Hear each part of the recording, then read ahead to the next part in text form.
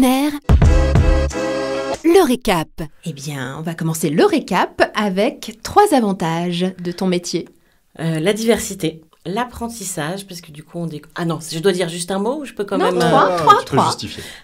Du coup, on découvre plein de choses, plein de gens, plein d'initiatives, des gens qui font des choses extraordinaires sur le territoire normand.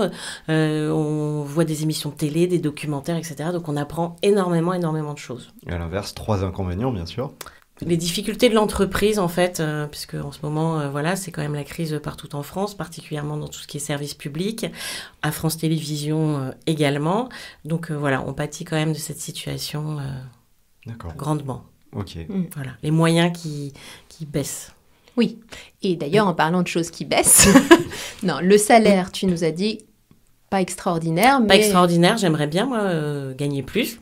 J'aimerais bien aussi travailler plus, mais compte tenu justement de la situation actuelle, les places sont chères, les équivalents temps plein, les horaires payés sont délicates, c'est pas évident. Donc du coup, tu gagnes combien ? Je disais 2 000 € net par mois. Est-ce qu'il y a une évolution possible quand tu es là actuellement à ton poste ? Est-ce que ça peut aller vers autre chose après ? Moi, j'aimerais bien pouvoir évoluer sur de la production, sur de l'encadrement de production, des choses comme ça.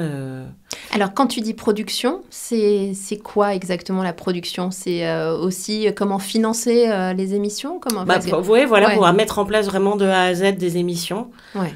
Piloter des concepts, pouvoir faire des choses comme ça, créer des concepts, ça me plairait beaucoup. T'as des idées en tête d'ailleurs ? Plein, je trouve plein d'idées en tête. Bon, à bon entendeur. Si vous avez je vous les donne pas, je veux pas me les faire piquer. Oui, c'est ça, t'as bien raison.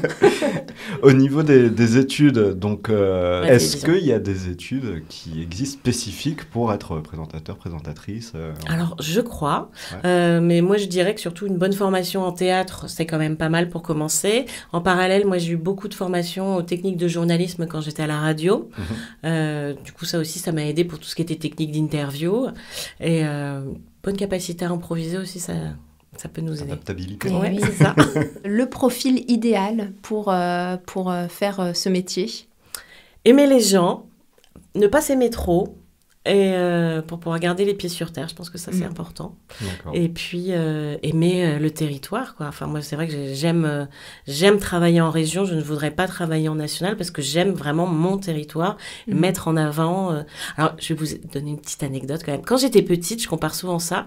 Quand j'étais petite, j'ai grandi dans un petit village et quand on croisait la boulangère au supermarché, c'était maman la boulangère. Mais oui. Et voilà. Et je trouve que quand tu fais comme ça, moi dans mon métier j'ai l'impression d'avoir ça, en fait, encore, ce côté étoile dans les yeux quand on voit, regarde, c'est la dame qui monte tel concept, qui a créé sa marque de vêtements, qui travaille pour telle association, qui fait les maraudes. Moi, je m'émerveille un peu de tous ces gens, en fait.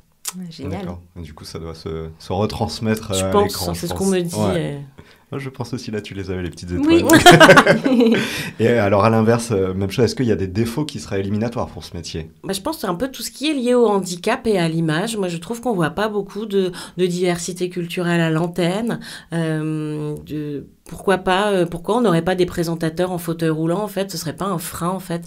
Le manque de diversité culturelle et le handicap, je trouve que, du coup, on n'en voit pas assez. D'accord. Et c'est pas parce que tu es en fauteuil roulant que tu peux pas faire une interview, en fait, digne de ce nom, en fait. Oui. Et de la radio d'où je viens, il y a beaucoup de diversité culturelle, il y a beaucoup de personnel handicapé, et je me souviens d'un journaliste politique, c'est l'un des meilleurs que j'ai rencontré, qui avait je ne sais plus quelle maladie, qui était en fauteuil roulant, et les gens, il interviewait des grands politiciens et le prenait pour un benet fini parce qu'il articulait pas toujours très bien ou qu'il était en fauteuil roulant, mais il avait une pertinence dans ses questions.